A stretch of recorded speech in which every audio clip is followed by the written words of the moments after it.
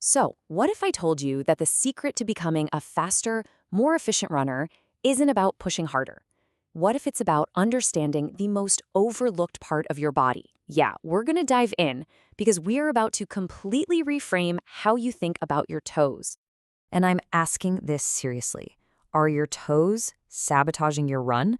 Because for most of us, the answer is probably yes. We spend so much time thinking about our lungs, our legs, our core, but we totally ignore the very part of us that makes the final, crucial contact with the ground. It's time to change that. Okay, let's just get right to the heart of the matter. Most of us run with this myth baked into our brains that we generate forward momentum by actively pushing off with our toes. But the reality? The way elite runners actually move? Their toes are more like a release valve, not an engine. It's all about rolling off of them to release power that was generated somewhere else entirely. This one common mistake, it builds into what we can call the runner's critical error. And hey, don't worry, this isn't about blame. It's a nearly universal misunderstanding of our own biomechanics. Here it is, clean and simple. We try to push. We think that final little shove from our toes is what shoots us forward. But honestly, that's like trying to crack a whip by grabbing the very tip and trying to throw it.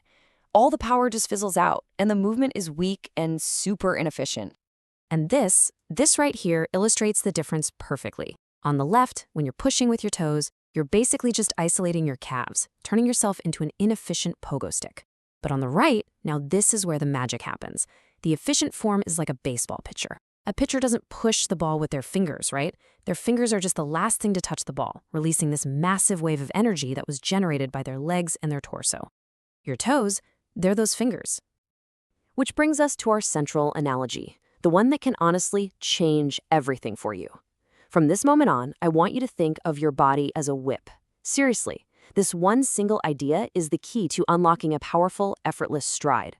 So where does the power come from? Well, it comes from the handle of the whip, your core, and your hips. This is the engine room. This is where massive rotational force is generated every single time you drive an elbow back and snap a hip forward. Now that wave of energy, it needs to travel somewhere. So it moves down the length of the whip, which, you guessed it, is your leg.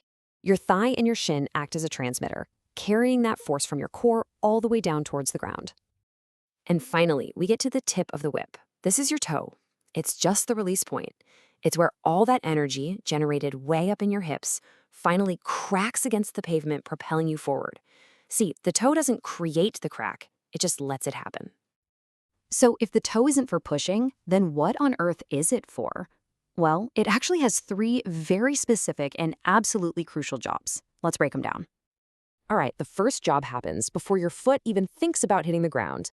By actively pulling your toes up toward your shin, you engage this amazing natural spring-loading system in your foot called the windlass mechanism. Just look at the diagram.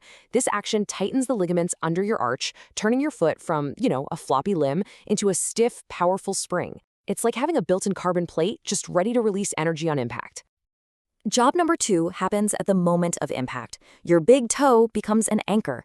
It needs to press firmly into the ground. Now, I'm not talking about clawing, but anchoring, to create a stable platform. This is so important because it prevents your ankle from rolling, and crucially, it allows your glutes to fire properly and powerfully. Without this solid anchor, you just leak energy everywhere. And all of that leads to the final job, the passive release. This quote really says it all.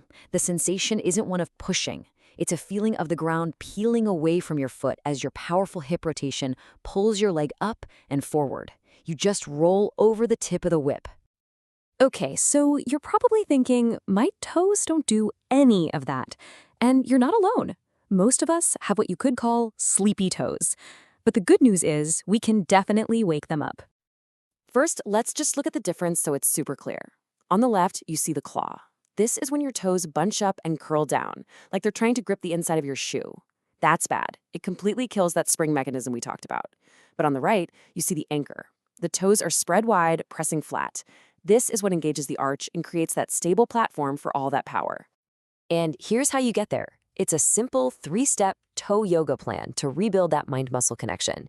You can start with piano toes to rewire your brain, then move on to towel pulls to build strength, and finally practice single-leg rooting to put it all together, teaching your foot how to be a stable, active anchor.